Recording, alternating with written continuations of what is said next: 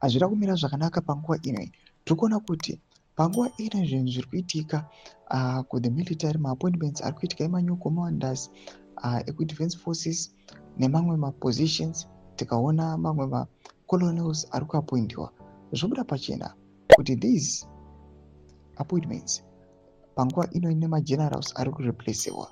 Aiwa, zviri kunyatso kumeka sure kuti the governance irimo munyika yeZimbabwe it must remain unchanged, hachipanda kana kutombochinja.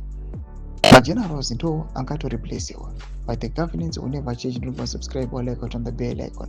Timina mukremochi anoposta this picture yamuri kuona tukamiri wenyika panguva ino achipresenta over the appointment at the new commander Mnangagwa achiti President Emmerson Mnangagwa's recent appointment of new commander of the defense forces is not the routine choreography of state administration. It is a calculated consolidation of power, executed with the precision of a ruler who understands that in Zimbabwe, the barracks remain the true theater of politics. This is not a reform, it is entrenchment.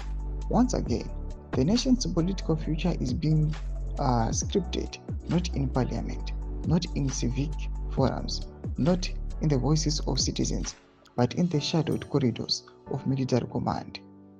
Obeyed by Wellington Muzengeza.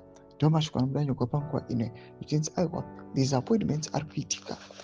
It's not like they are reforming, but it will now to consolidate a power. My calculated moves are executed with the precision of a ruler and understand kuti muZimbabwe kana ida kungokipcha estate tamba zvakanaka mumabarracks. Todze mafunguro enyu muri kudii pamusoro pe-this development nechitiko ichi chiri kuitika ngeZimbabwe. Bvira comment section medu, subscribe or like, chita bell icon.